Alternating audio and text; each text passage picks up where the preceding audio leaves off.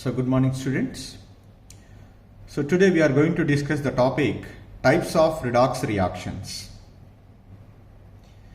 These redox chemical reactions are generally four types.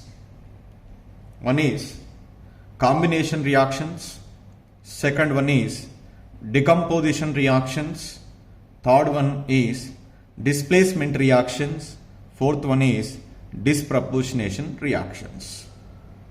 So let us discuss one by one. First we move towards combination reactions. Combination reactions.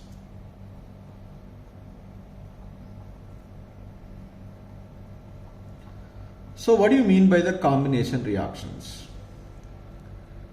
So the chemical reactions in which two or more substances combined to form a single substance are called combination reactions.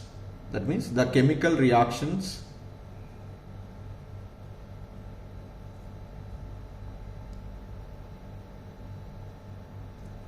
in which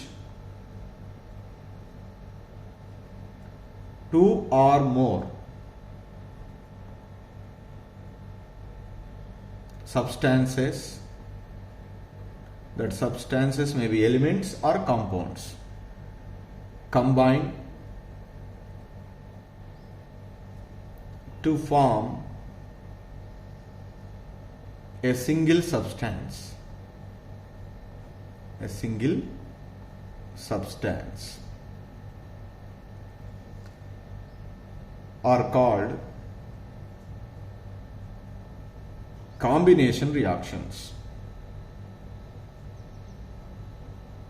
Combination reactions. For example, a combination reaction, say X is in one element, Y is in another element, is combined to form only a single substance, say Z. It is an example of combination reaction expression. Here one important point is there. That important point is, for a combination reaction,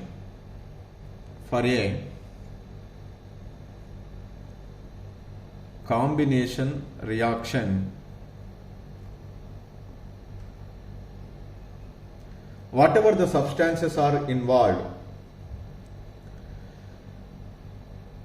that substances, either one or two substances, must be in elementary form. Then only that combination reaction is become redox reaction. That's why for a combination reaction to be a redox reaction, one or both substances must be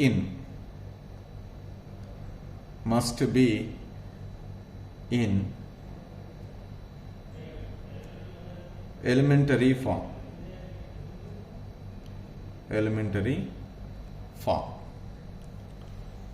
For example, C plus O2 gives rise to CO2. Here both are in elementary state, carbon plus oxygen to form carbon dioxide. Magnesium is react with oxygen to form magnesium oxide. Iron is react with sulfur to form iron sulfide, FeS. In all the cases, the two substances are combining together to form one substance. So these are the examples for the combination reactions. Let us take Mg plus N2. We get magnesium nitride, Mg3N2. All these are examples of combination reactions, and also all these are redox reactions. Say, let us take In elementary form, the oxidation state of any element is 0. Here is also 0. So oxidation state of oxygen is always taken as -2 here. So whenever it is -2, it is become +4, the oxidation state of carbon. Now 0 to +4, carbon oxidation state increases, the positive charges increases. So that is can be obtained by loss of electrons. Loss of electrons is called oxidation. Here oxygen is 0, here oxygen is -2. So 0 to -2, the charge is decreases or negative charges increases. Negative charges increases by gaining of electron. Gaining of electron is called reduction. So that means here carbon is undergo oxidation, O2 is undergo reduction reaction. So both the reactions are occurs, that's why it is an example of redox reaction. So that means here this is a point. In order to undergo or in order to say a combination reaction is said to be a redox reaction, definitely either one or both the substances must be in elementary form. This is about the combination reactions. The second reaction is decomposition reactions. So what do you mean by the decomposition reactions? So these are opposite to the combination reactions. The chemical reactions in which a compound break up into two or more simple substances are called decomposition reactions. So these reactions are opposite to the combination reactions. In order to say a decomposition reaction as a redox reaction, after break down the compound, whatever the substances we are obtained, in that definitely one of the substance must be in elementary state. Then only that decomposition reaction is become a redox reaction. That means during the decomposition of a substance, definitely we get two or more substances. That two or more substances, in that at least one of the substance must be in elementary state. Then only the decomposition reaction is become a redox reaction. So here for example the decomposition of water is to H2 and O2. Mercuric oxide is decomposed to mercury plus oxygen. Potassium chlorate KClO3 is decomposed to KCl plus O2. So let us take any one example. Say here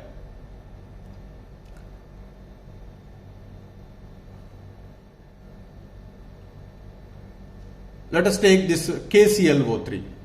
The oxidation state of potassium is +1, oxygen is -2, chlorine 3 2 is 6, -6 plus 1 we get +5 is the oxidation state of chlorine.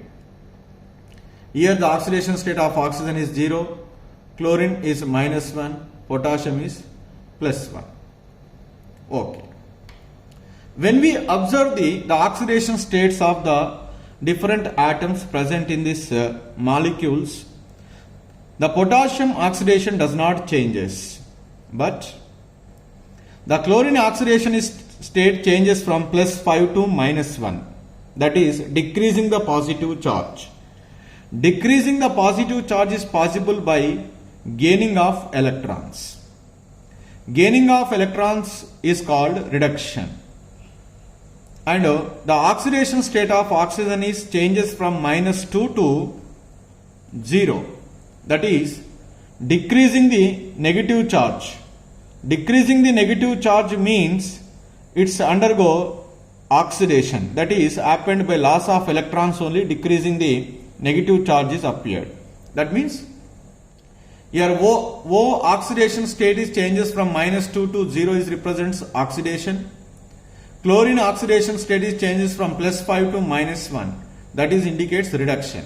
So that in this reaction oxidation is takes place, simultaneously reduction is also takes place. So that's why this decomposition reaction is an example of redox reaction also. But here I would like to say one point.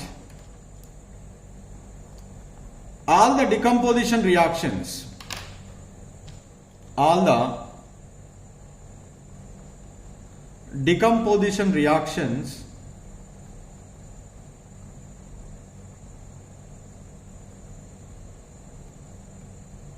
are not redox reactions. Redox reactions. I said very clearly, in order to become a decomposition reaction as a redox reaction, after breaking that compound, whatever the substances are formed, that substances in that one of the substances in elementary state.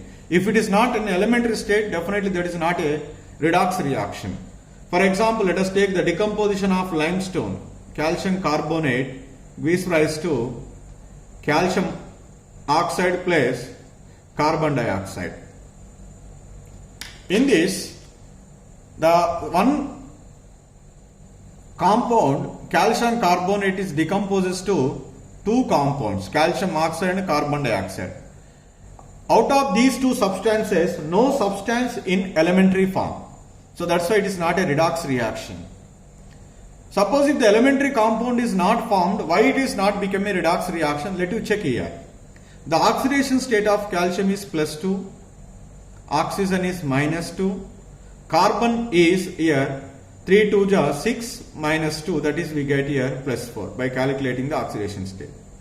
Here calcium is +2, oxygen is -2, carbon is +4, oxygen is -2. When we observe the oxidation of any atom present in that compound or substances, nowhere there is no change in the oxidation state. Here calcium is +2, here also calcium is +2, here carbon is +4, here also carbon is +4, oxygen is -2, -2, -2. That's why it is not a redox reaction, but it is a decomposition reaction. That's why all the decomposition reactions are not redox reactions. So the third type reactions, displacement reactions. So the displacement reactions means the reactions in which an ion or atom in a compound is replaced by an ion or atom of other element are called displacement reactions. So just general example, say a compound XY is react with Z, then we get Z Y plus X. Z is replacing the X, so that's why it is an example of displacement reactions. These displacement reactions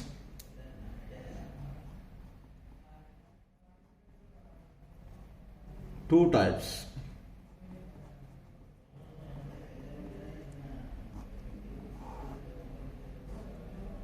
One is metal displacement,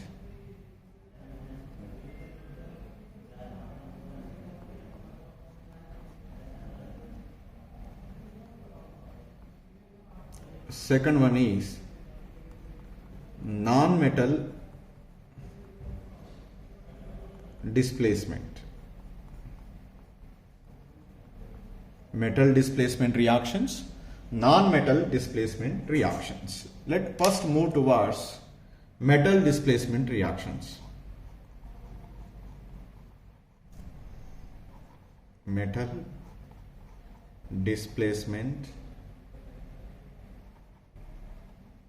reactions.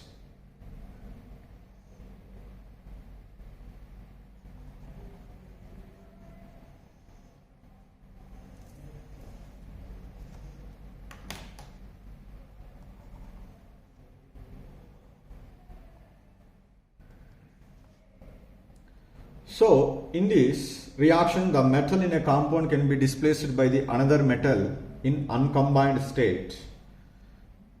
In these reactions,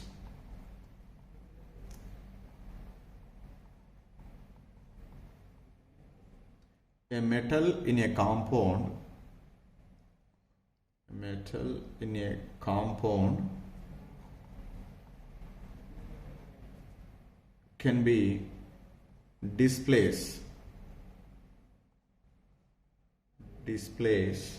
by other metal in the uncombined state. Uncombined state. For example, copper sulfate is there. Copper sulfate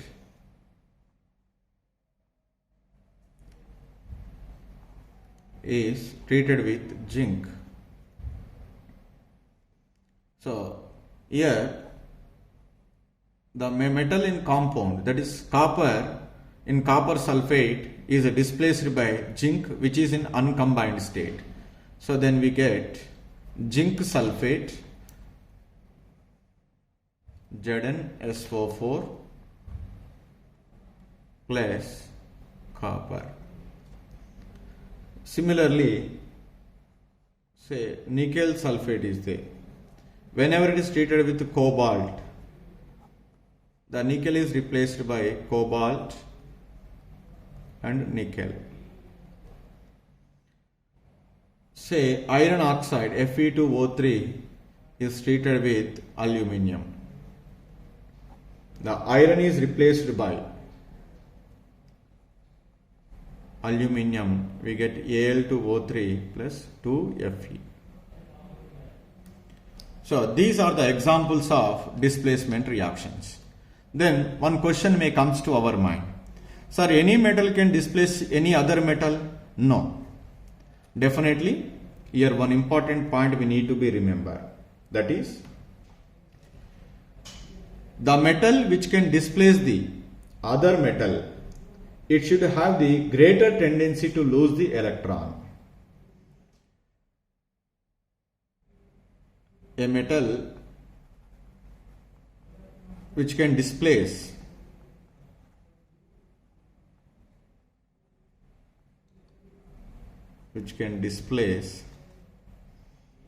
another metal in a compound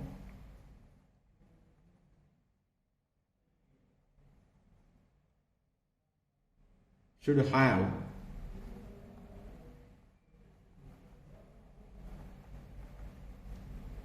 greater tendency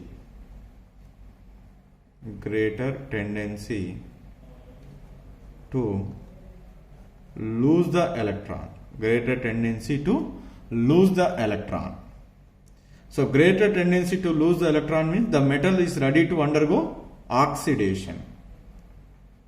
A metal is ready to undergo oxidation is called reducing agent, and that means a metal which can be displace the another metal in a compound, it should be a strong reducing agent. That must be strong reducing agent. Then only that can be displace the another metal. Sir, how should we know whether it is a strong reducing agent or weak reducing agent compared to the other metal in compound? So that is we can getting from electrochemical series, their reduction potential value. So whichever it is having the lower reduction potential value, that is ready to undergo oxidation, that is acts as a strong reducing agent. So that means lower the reduction potential metals can be displaced the higher reduction potential metal ions in a compound. That is we need to be remember. You get more idea in the electrochemistry in your second year, semester 1. You get more idea about this reduction potential values. But here we need to be remember one. Metal displacement means one metal is displaced by the another metal.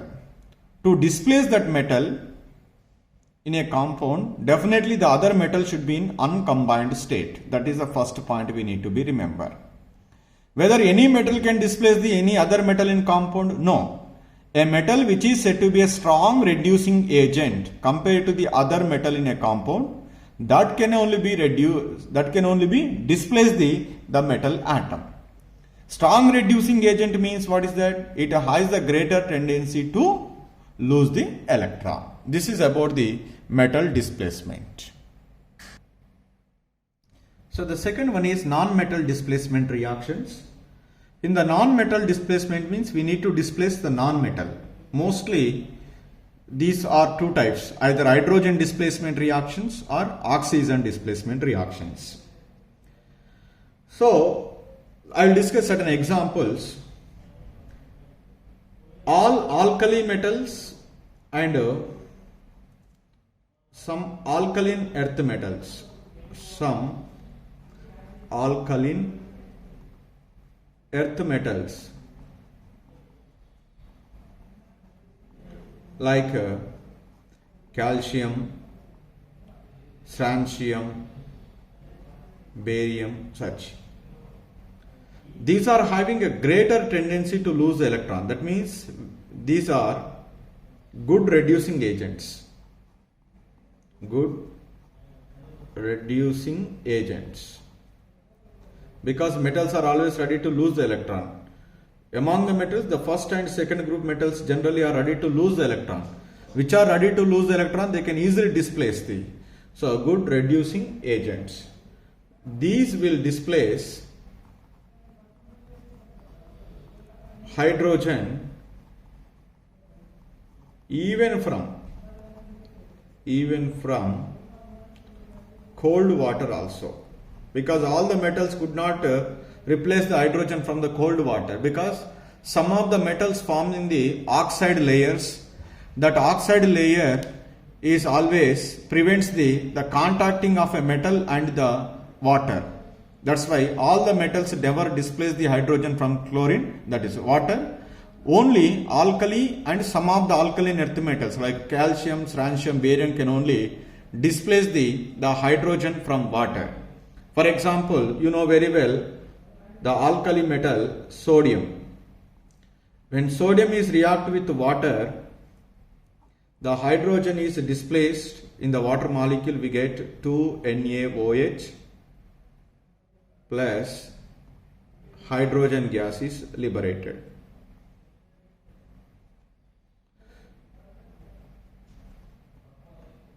Let us take the calcium. Calcium is react with water molecule to form calcium hydroxide. Here also hydrogen gas is liberated. So in both the reactions, the hydrogen atom in water molecule is replaced by sodium and calcium, because sodium and calcium are having the greater tendency to lose the electrons. These are the good reducing agents. That's why they can displace easily the hydrogen in water. And comes to the second one. So the less active metals like magnesium, that means some of the alkaline earth metals like magnesium or iron, less active metals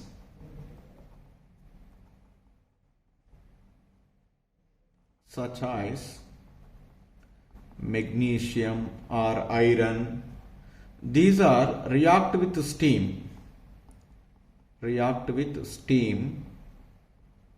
and displace the hydrogen to produce hydrogen gas. Say for example, let us take the magnesium.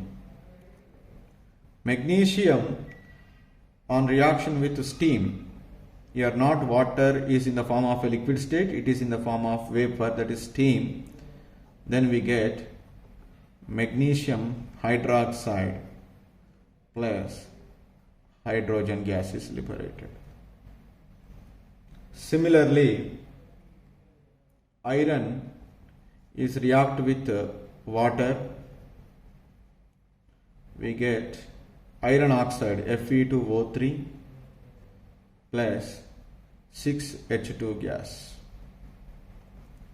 In both the cases, in water molecule, the hydrogen atom is replaced by the metal atoms. but here in both the cases this is a steam condition. With cold water, the magnesium and iron do not having the capacity to replace the hydrogen because they can form the protective oxide layers that can be prevent the contacting of a metal with water. And it comes to the third case. So the metals which could not displace the hydrogen while reacting with water, they might be displace the hydrogen in the acids. That means many metals like zinc, many metals including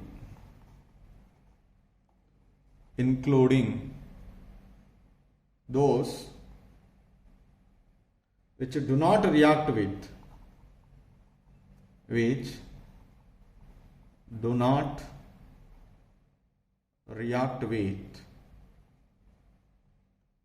cold water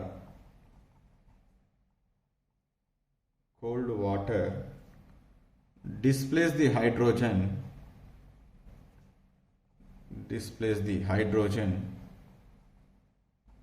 from acids.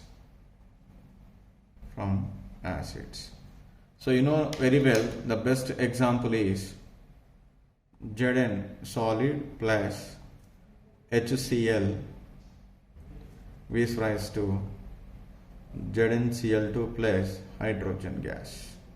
Here the zinc has the greater tendency to lose the electron, so it is ready to displace the hydrogen from the acid, and magnesium, because it is not reactive with cold water, it is also can displace the hydrogen from the acid HCl very fastly. Not only HCl, let us take that sulfuric acid, Zn plus H2SO4 is there. Then what do you get here? ZnSO4 plus hydrogen gas is replaced. We liberated, that is indicates hydrogen is replaced by zinc. So this is the third case. So sometimes some metals may not react with cold water as well as steam. They can also will be displace the hydrogen while reacting with this acid. The fourth case I will discuss here. The metals which do not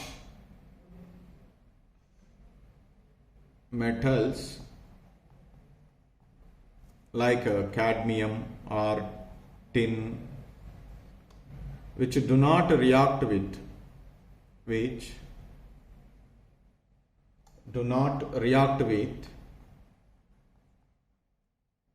steam.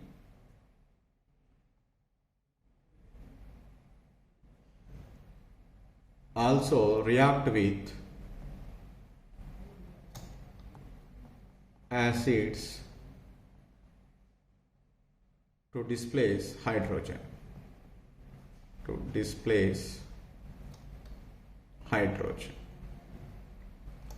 Say for example cadmium. Cadmium is react with HCl, gives rise to cadmium chloride plus hydrogen gas is liberated. Tin is react with HCl.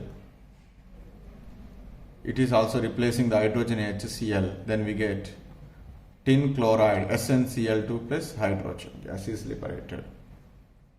In all the cases, hydrogen gas is liberated. So the fifth category, that is some less active metals are there. Less active metals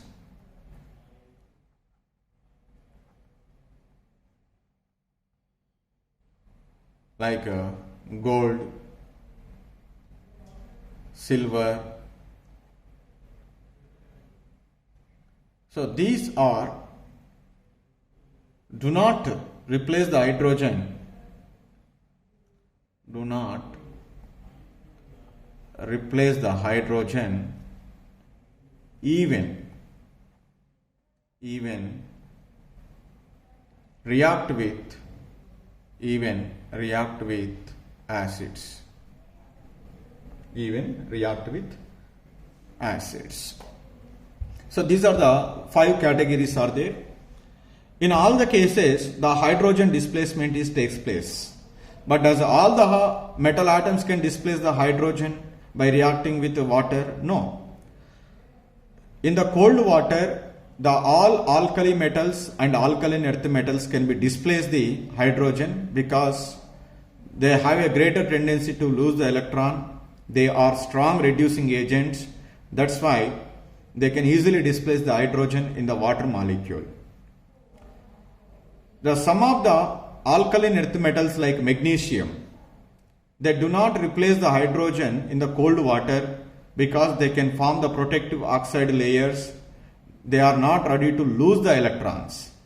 So even though lose the electron, it can form the protective oxide layer which can be prevent the contact of the remaining amount of a metal and water. So these reactions will be takes place very slowly also, sometimes we say. In that case, we need to take the water in steam. So with the steam, it can easily replace the hydrogen. So whichever do not react with cold water, whichever do not replace the hydrogen in cold water, they can easily displace the hydrogen acids. And the metals which cannot even displace the hydrogen in steam also can displace the hydrogen in acids. That means the metal atoms which could not displace the hydrogen in cold water or steam can displace the hydrogen in acids. And the other important one is some of the metals are very less active metals. Even they do not react with any elements. In that case, even they cannot replace the hydrogen from HCl also. So these are the certain examples of hydrogen displacement reactions. Here I would like to say point, in all the cases the hydrogen gas is liberated. So whether these metals are displacing the hydrogen very fastly or not, that is depending upon the rate of evolution of hydrogen gas. Once we can measure the rate of evolution of hydrogen gas, whichever can liberate the hydrogen gas very fastly, that is clearly indicates that can be displaced the hydrogen very fastly. And that metal is more reactive in nature. That's why I said very clearly one point here.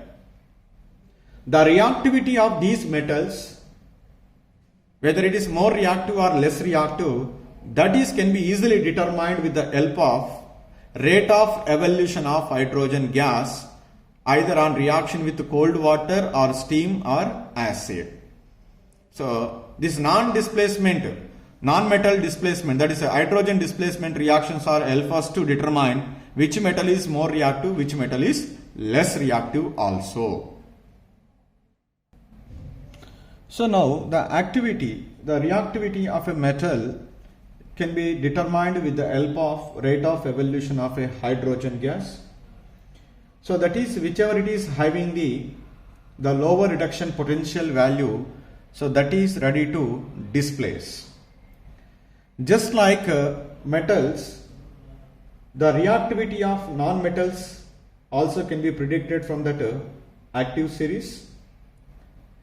But here the reactivity of these non-metals depends upon the oxidizing power. Reactivity of non-metals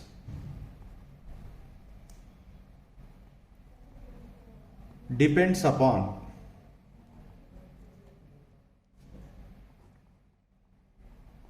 their oxidizing power, depends upon their oxidizing power. Because generally the non-metals are always ready to gain the electron instead of losing the electron. So that whichever the non-metal is ready to undergo reduction, that is having the greater oxidizing power. So that is more reactive in nature. For example, let us take the group 17 elements. You very well know. Group 17 elements, that is halogens. Generally, as we move down the group, as we move down the group 17, the tendency to gain the electrons is decreases. That means oxidizing power decreases. Oxidizing power decreases. So that which is said to be the strong oxidizing agent? Fluorine. Fluorine is the strong oxidizing agent. Oxidizing agent. That means this fluorine, sorry, Fluorine. So this fluorine can displace chlorine from Cl minus, bromine from Br minus, iodine from I minus. The only fluorine can do like that. That is, we can write in terms of a reaction, say 2x minus aqueous react with fluorine is rise to x2 plus 2f minus aqueous.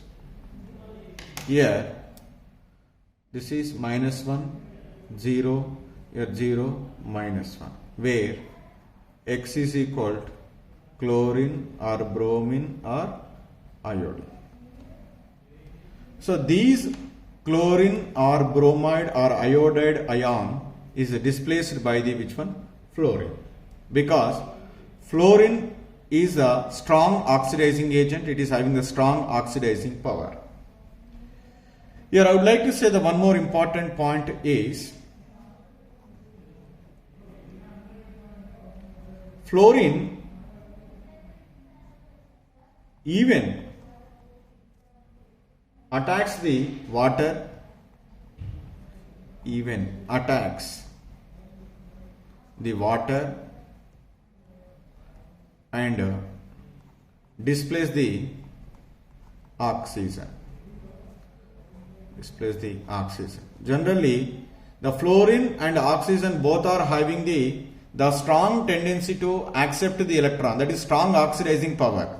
But compared to the oxygen, fluorine is having the more oxidizing power. That's why the fluorine can easily displace the oxygen from water. So then we get here 4O2 gas plus 4HF aqueous. Like that reaction in the water molecule oxygen is removed, that is the oxygen is displaced by the which one? Fluorine.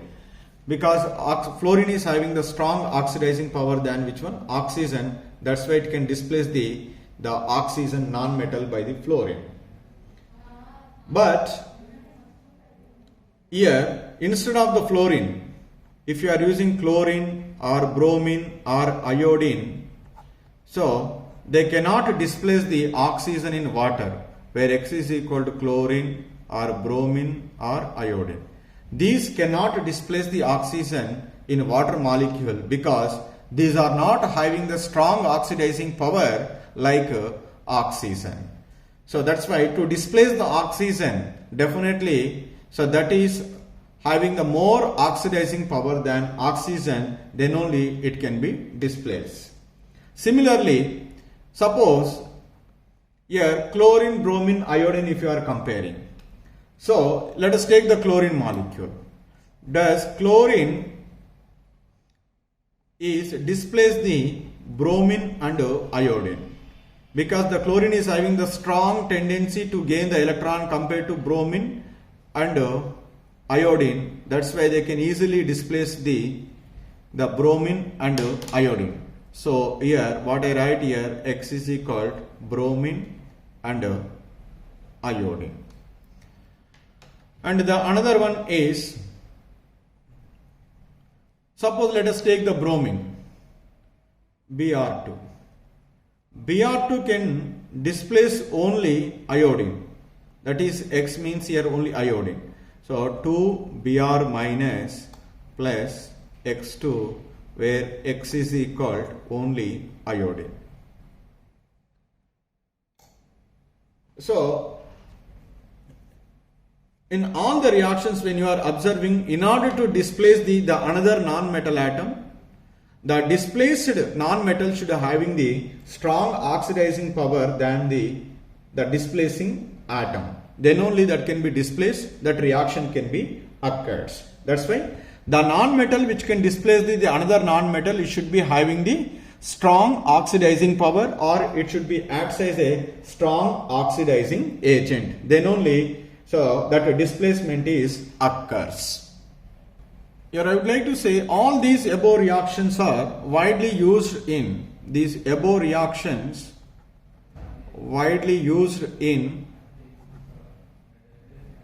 laboratory and industry to prepare or to recover, or simply recover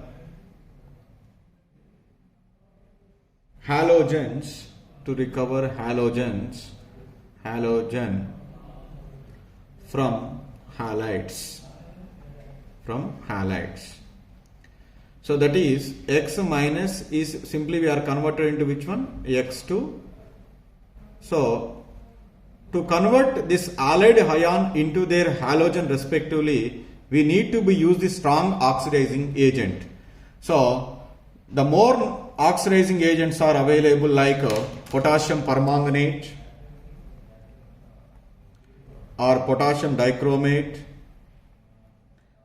or manganese chloride. All these oxidizing agents are useful to recover the halogens from their halides in the industry. This is the one point. The another point I would like to say here one more. Here only X is equal to chlorine and bromine and iodine. And here say the one more important point is, here to recover the halogen from their halides, we are using these strong oxidizing agent, that is chlorine or bromine or iodine. So how do you recover the fluorine from its fluoride ion? Is there any oxidizing agent is available or not? So that no oxidizing agent is available. No oxidizing agent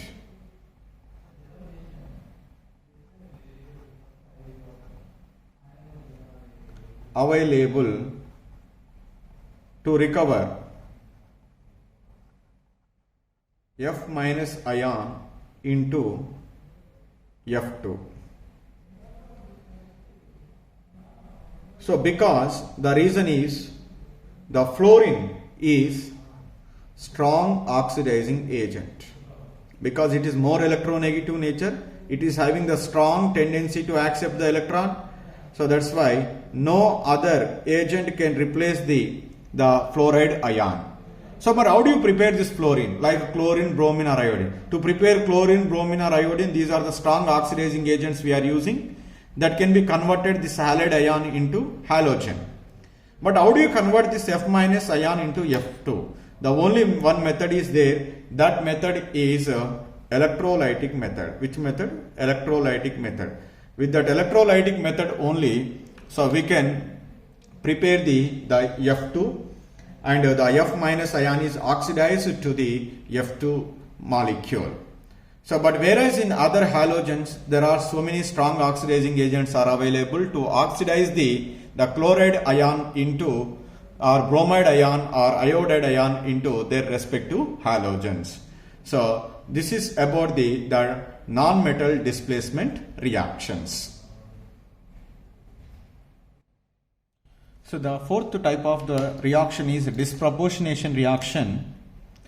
In this reaction, an element in one oxidation state is undergo oxidation as well as reduction. That means the same element can undergo oxidation and reduction simultaneously. That type of the reactions are called disproportionation reactions.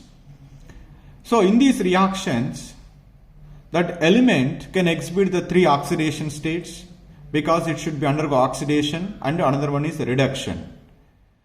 The reacting substance which is present on the reactant side, whatever the oxidation state can shown by that element in that substance, it is intermediate between to the other two oxidation states present on the product side. So that means, for example, let us take the example 1. Hydrogen peroxide 2H2O2 gives rise to 2H2O plus O2. We know that oxidation state of hydrogen is always +1, in the peroxides -1, in water molecule hydrogen is +1, oxygen is normal oxide -2, in elementary state the oxidation state of oxygen is 0. Here three kinds of elements we observed in this reaction: hydrogen, oxygen. In that, hydrogen oxidation state never changes, and the reactants and product side should be same. Only the oxygen is changes, they can show -1, -2, 0. And whatever the oxidation state can shown by the oxygen on the left hand side, that is -1, it is intermediate between -2 and 0. That is clearly indicates here -1 to -2, -1 to 0. -1 to -2, that is increasing the negative charge, that is called here reduction, and -1 to 0, here oxidation, because the negative charge is decreases, that is indicates oxidation. The same element oxygen is undergo reduction and oxidation, that kind of the reactions are called disproportionation reactions. So the element which is in the form of a reacting substance whose oxidation state -1, it is intermediate between this -2 and 0. Such type of the reactions are called which one? Disproportionation reaction. Let us take the another example. Example 2. This is familiar, you might be getting the balanced equation also. The phosphorus P4 in the presence of basic medium 3OH minus, it is converted into the phosphine plus H2PO2 minus. The oxidation state of the phosphorus in the elementary state, it is 0, here it is -3, here it is +1. The oxidation state of phosphorus is +1. So changes 0 to -3, 0 to +1. Increasing the positive oxidation state is represents oxidation, and here reduction. The same phosphorus element can shows undergo oxidation and reduction. The oxidation state of the phosphorus is intermediate between -3 and +1. This is 0 is comes in between -3 and +1, so that it is an example of disproportionation reaction. And the another example for disproportionation reaction, the chlorine Cl2 is react with 2OH minus gives rise to ClO minus and Cl minus and H2O liquid. The chlorine elemental state oxidation state is 0. Here by calculating the oxidation state is become +1, here -1. 0 to +1 it is called oxidation. 0 to -1 increasing the negative charge is called reduction. And 0 is the intermediate between +1 and -1. That's why it is an example of disproportionation reaction. And the same thing if you can apply for fluorine F2 is react with OH minus aqueous, we may write like a chlorine, but the reaction does not take place like that. We get 2F minus aqueous plus OF2 plus H2O liquid. This is the reaction is obtained. The fluorines cannot react like chlorine, bromine, iodine. See, here the oxidation state of the fluorine is 0. Here it is -1. Here also -1. This fluorine never shows the 3 different oxidation state, only 2 oxidation states. So both are clearly indicates 0 to -1, 0 to -1. Here this fluorine can be react in some different way to form the oxy difluoride molecule. That's why here the fluorine is the most electronegative element and it is a strong oxidizing agent we know. So that's why it never undergo oxidation. That means fluorine never undergo oxidation. Why it never undergo oxidation? Because it is more electronegative element among all the elements in a periodic table. It always shows -1 oxidation state. It always shows -1 oxidation state. It never show positive oxidation state.